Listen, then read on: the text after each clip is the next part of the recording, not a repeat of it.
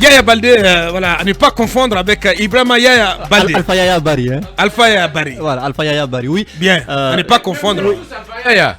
Moi, je ne suis Non, pas lui, il est Alpha- Mamadou. je n'ai pas encore les connaissances pour avoir le Lui, il titre est de Mamadou Alpha, Yaya. voilà. Lui, il est Mamadou Yaya. Qu'est-ce Alors- qui se passe avec ce ressortissant guinéen?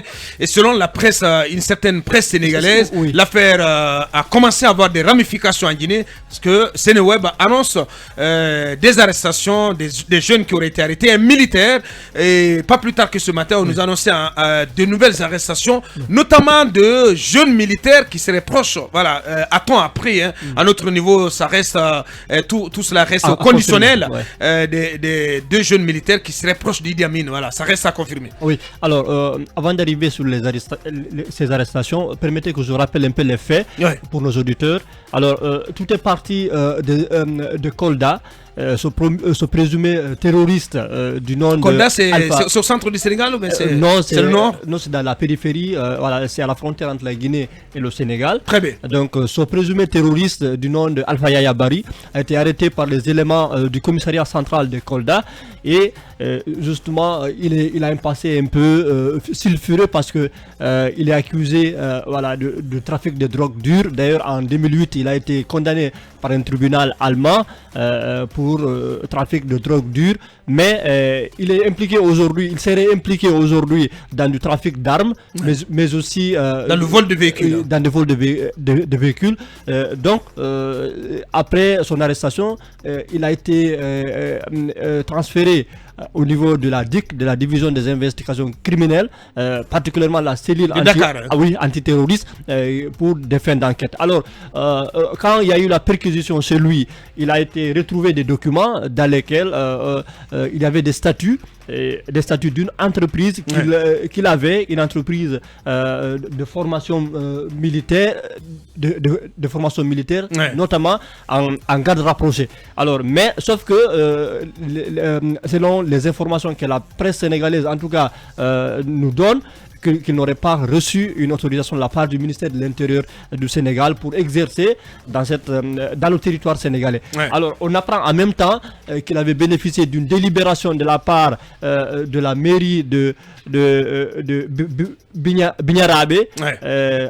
pour avoir un terrain de 6 hectares, mais qu'il a, Sur lequel, qu'il a transformé en camp d'entraînement. Un camp d'entraînement. En camp d'entraînement Voilà. militaire, mais aujourd'hui... Et sans autorisation oui, administrative. le maire dit que les 6 hectares qui ont fait l'objet d'octroi à ce monsieur étaient destinés à usage agricole.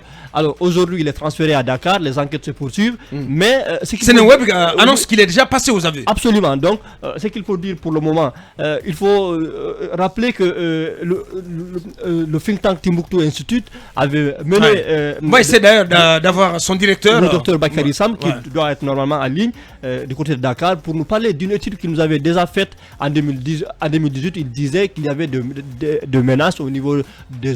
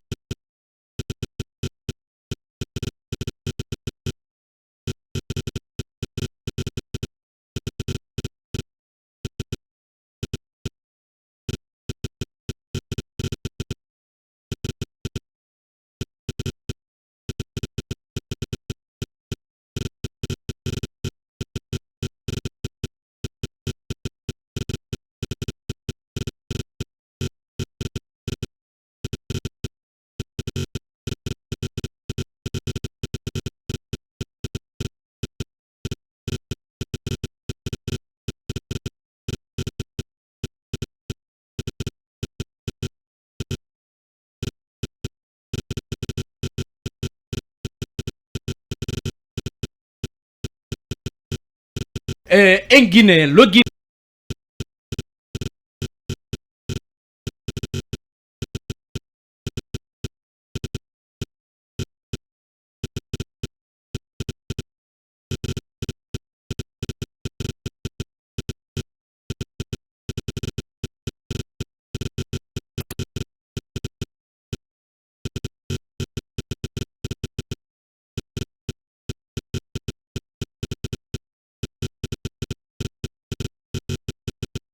Commence à Je être... suis en train de